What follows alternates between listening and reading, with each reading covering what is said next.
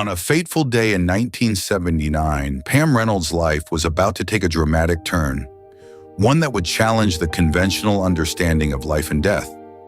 It was a typical Wednesday morning at the Barrow Neurological Institute in Phoenix, Arizona, with the sun shining brightly through the hospital windows. The medical team, led by Dr. Robert Spetzler, was preparing for a rare and complex brain surgery known as a standstill operation to remove a giant aneurysm that had been threatening Pam's life. As the nurses and doctors scurried about making final preparations, Pam lay calmly on the operating table, her body already under the effects of anesthesia.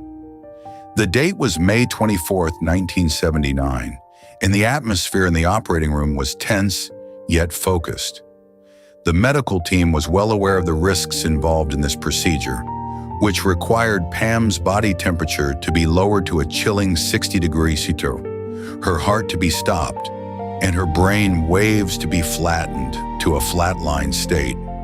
This would give the surgeons a brief window of time, approximately 45 minutes, to operate on the aneurysm without the risk of it rupturing. As the anesthesia took hold, Pam's body began to relax, her vital signs slowing down, and her brain activity decreasing. The beeping of the monitors and the soft hum of the life support machines filled the air, creating an eerie sense of anticipation. As the surgical team made their final preparations, the room fell silent, with all eyes fixed on the patient. Dr. Spetzler, a renowned neurosurgeon, stood at the helm, his hands poised over Pam's head, ready to make the first incision. The anesthesiologist, Dr. Johnson, carefully monitored Pam's vital signs, ensuring that she was stable and ready for the procedure. The nurses, dressed in their crisp scrubs, stood by, ready to assist at a moment's notice. The air was thick with tension as the team waited for the signal to begin. With a deep breath, Dr. Spetzler made the first incision, and the surgery was underway. The next 45 minutes would be a whirlwind of activity as the surgical team worked tirelessly to remove the aneurysm and repair the damaged blood vessels. Pam's body, meanwhile, was in a state of deep hypothermia. Her heart stopped and her brain waves flatlined. The machines surrounding her bed beeped and whirred, maintaining a delicate balance of life support functions as the surgical team worked to save her life. As the minutes ticked by, the tension in the operating room grew. The surgical team was fully focused on the task at hand, their movements swift and precise. The anesthesiologist continued to monitor Pam's vital signs, ensuring that she remained stable throughout the procedure. The nurses assisted the surgeons, providing instruments and suction as needed. The atmosphere was one of intense concentration as the team worked to complete the surgery and restore Pam's vital functions. And then, just as the surgical team was nearing the end of the procedure, something unexpected happened.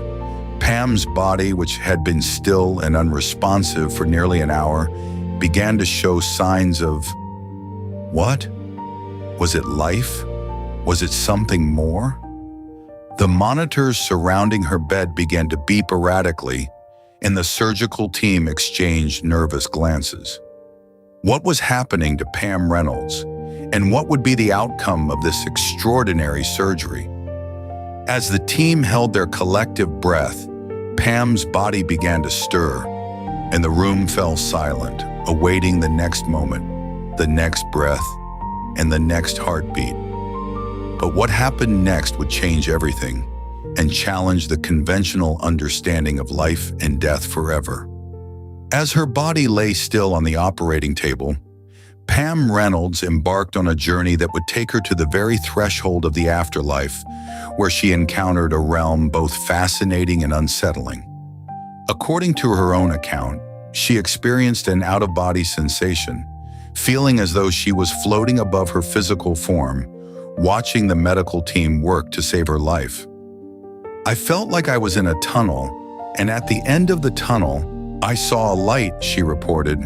This tunnel, often described by those who have had near-death experiences, seemed to be pulling her towards the light, which grew larger and brighter as she moved closer. As she approached the light, Pam Reynolds encountered deceased relatives, including her grandmother and uncle, who had passed away several years earlier. She described feeling a sense of joy and comfort in their presence, as though they had been waiting for her. "They were happy to see me, and I was happy to see them," she said. This reunion with loved ones who had gone before her seemed to be a pivotal moment in her journey, one that filled her with a sense of peace and belonging. Pam Reynolds also reported experiencing a life review, in which she saw key events from her past unfold before her eyes. This review was not just a random collection of memories, but rather a carefully curated selection of moments that seemed to hold great significance for her. "I saw my life, from childhood to adulthood, and I saw the good and the bad," she said. This review seemed to be an opportunity for her to reflect on her life, to see the connections between different events and experiences, and to gain a deeper understanding of herself and her place in the world. As she continued on her journey, Pam Reynolds came to a boundary, a point beyond which she was not permitted to pass. She described this boundary as a kind of threshold, one that marked the limit of her journey into the afterlife. "I was not allowed to go further," she said. "I was told that it was not my time and that I had to return to my body."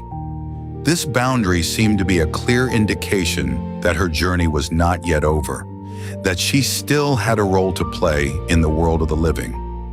Despite the incredible nature of her experience, Pam Reynolds' account is remarkable for its simplicity and lack of embellishment. She reported what she saw and felt, without attempting to interpret or explain the deeper meaning of her journey. As she herself said, "I was just there, and I saw what I saw." Her words convey a sense of wonder and awe, but also a sense of matter-of-factness, as though she is simply reporting on events that occurred to her. As the medical team worked to revive her, Pam Reynolds began to return to her body, slowly regaining consciousness after her long journey into the afterlife. She reported feeling a sense of reluctance to leave the peaceful and loving world she had encountered, but also a sense of gratitude to be returning to her physical form. As she took her first breaths and her heart began to beat once more, Pam Reynolds was resuscitated, marking the end of her near-death experience and the beginning of a new chapter in her life. The memories of her journey would stay with her, a reminder of the mysteries that lie beyond the veil of our everyday reality, and the profound implications of her experience would continue to inspire and fascinate people for years to come. The medical community has long been intrigued by Pam Reynolds' case, as it raises fundamental questions about the nature of consciousness and the human experience, particularly in the face of clinical death. Researchers such as Dr. Robert Spetzler from the Barrow Neurological Institute, where Reynolds' surgery was performed, and Dr. Michael Sabum from the University of Florida, who studied her case in 1982, have sought to understand the neural correlates of her near-death experience. One of the key questions is how Reynolds was able to perceive and process information during a time when her brain was not functioning, at least not according to traditional measures. Studies have shown that the brain's neural activity can persist for a short period after clinical death, a phenomenon known as post-mortem brain activity. However, this activity is typically disorganized and does not support conscious experience. In Reynolds' case, her brain waves were flattened to a flatline state for 45 minutes, suggesting that her brain was not functioning in any conventional sense. Yet she reported a vivid and coherent near-death experience, complete with visual and auditory perceptions, as well as a sense of detachment from her physical body. Dr. Sam Parnia, a researcher at Southampton University, has studied near-death experiences in cardiac arrest patients and found that some individuals report conscious awareness during a time when their brains are not functioning. He suggests that this could be evidence of consciousness existing beyond the brain, a notion that challenges the dominant materialist view of the mind. However, other researchers, such as Dr. Christoph Koch from the Allen Institute for Brain Science, argue that near-death experiences can be explained by abnormal brain activity, such as the release of neurotransmitters or the activation of specific brain regions. The debate between these two perspectives, often referred to as the neural correlates of consciousness versus consciousness beyond brain, is ongoing. While some researchers believe that near-death experiences can be fully explained by brain activity, others propose that they may be evidence of a more fundamental, non-physical aspect of human consciousness. Dr. Dean Mobbs, a researcher at the University of London, has suggested that near-death experiences could be the result of a complex interplay between brain regions, including the default mode network, which is involved in self-referential processing. Despite the advances in our understanding of the brain and consciousness, much remains unknown. The exact mechanisms underlying near-death experiences, including Reynolds' case, are still not fully understood. Furthermore, the relationship between the brain and consciousness is complex, and it is unclear whether consciousness arises from brain activity or if it is a fundamental aspect of the universe. Researchers such as Dr. Giulio Tononi from the University of Wisconsin have developed theories such as integrated information theory, which attempt to explain the nature of consciousness. But these theories are still highly speculative. The study of near-death experiences, including Pam Reynolds' case, has also raised questions about the nature of time and space. Reynolds reported experiencing a sense of time dilation, where time seemed to slow down or speed up in a non-linear fashion. This has led some researchers, such as Dr. Carl Lashley from the University of Oregon, to propose that near-death experiences may involve a non-ordinary state of consciousness, where the usual rules of time and space do not apply. However, these ideas are still highly speculative and require further research to be confirmed. In conclusion, while researchers have made significant progress in understanding the neural correlates of near-death experiences, much remains to be discovered. The study of Pam Reynolds' case, along with other near-death experiences, continues to challenge our understanding of consciousness and the human experience, and it is likely that this topic will remain a subject of debate and inquiry for years to come. By exploring the complexities of near-death experiences, researchers hope to gain a deeper understanding of the nature of consciousness and its relationship to the brain, and ultimately to shed light on one of the greatest mysteries of human existence. Ultimately, the study of near-death experiences, including Pam Reynolds' case, highlights the complexities and mysteries of human consciousness. While we have made significant progress in understanding the brain and its functions, the nature of consciousness remains one of the greatest unsolved mysteries of modern science. Further research is needed to fully understand the mechanisms underlying near-death experiences and to shed light on the relationship between the brain and consciousness. By continuing to explore this topic, researchers hope to gain a deeper understanding of the human experience and to uncover the secrets of consciousness. The ongoing debate between the neural correlates of consciousness and consciousness beyond brain perspectives serves as a reminder that the study of near-death experiences is an interdisciplinary field, requiring insights from neuroscience, psychology, philosophy, and anthropology. By combining these different perspectives, researchers can work towards a more comprehensive understanding of near-death experiences and the nature of human consciousness.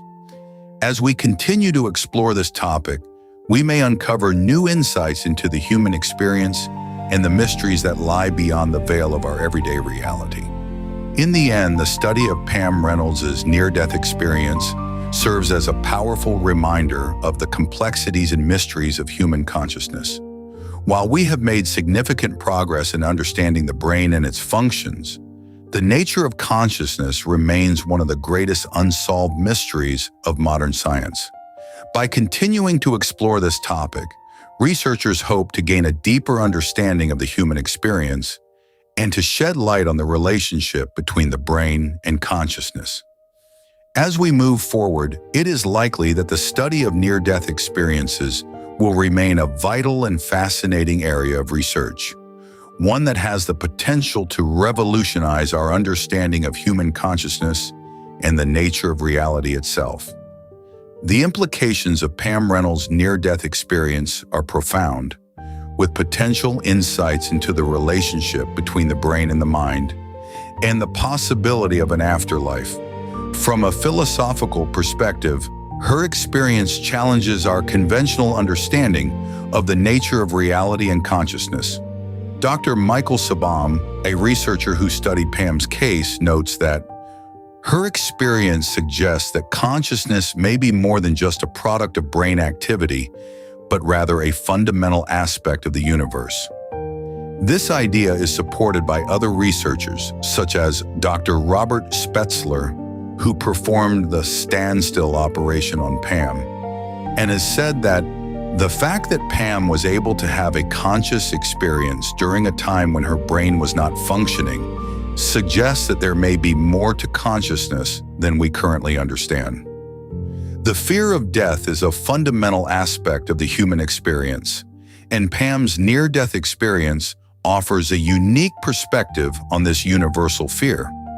According to Dr. Sam Parnia, a leading expert on near-death experiences, the fact that Pam was able to experience a sense of peace and joy during her near-death experience, despite being clinically dead, suggests that the fear of death may be unwarranted.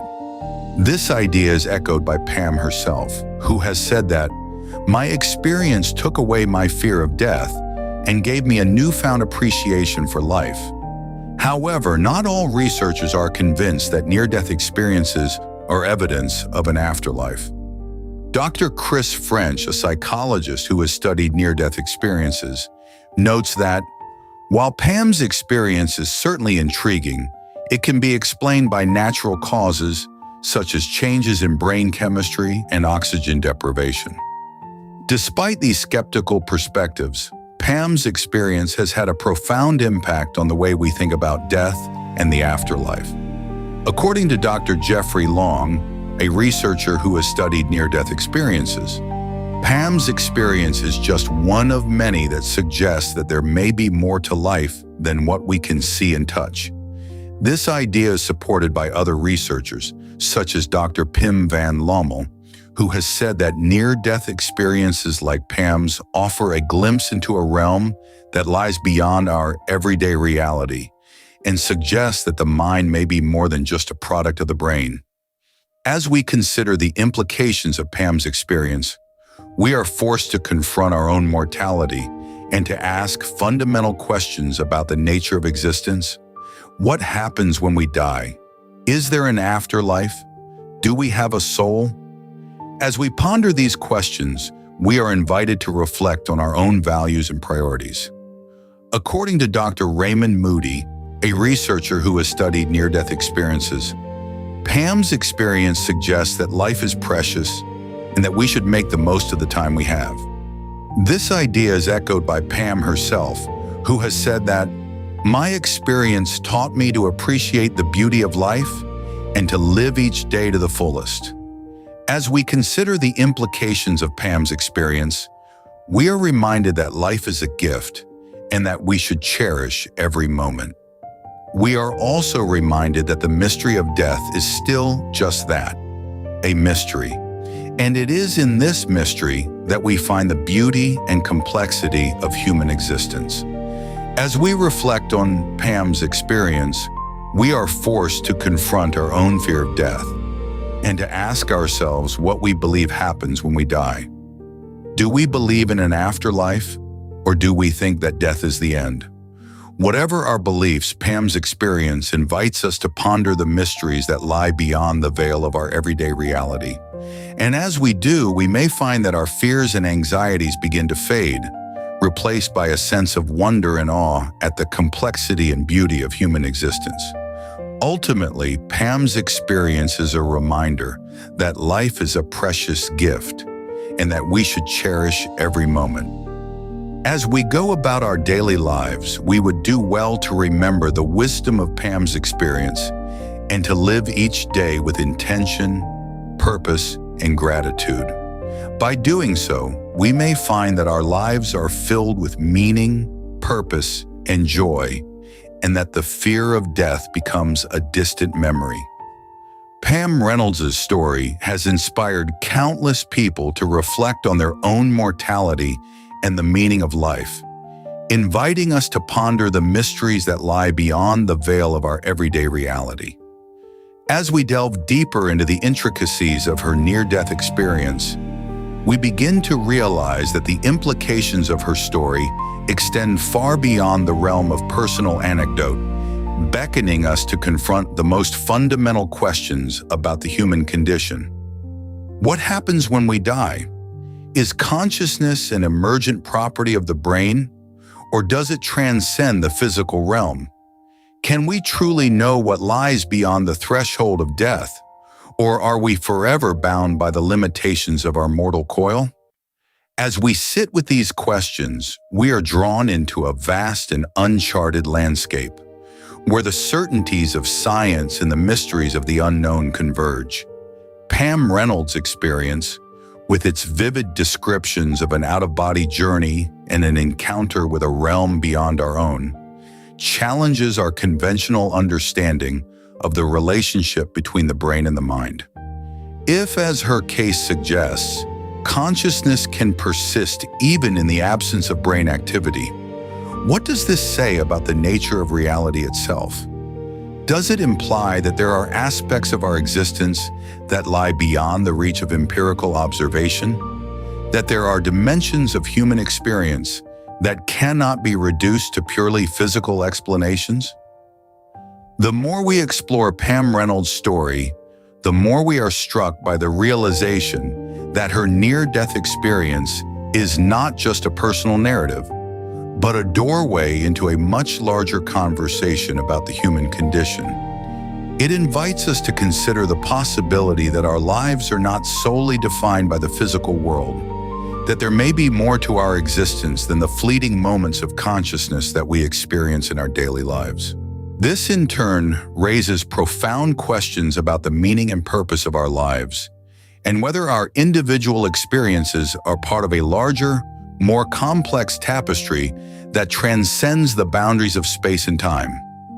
As we ponder these mysteries, we are reminded that the search for answers is often more important than the answers themselves.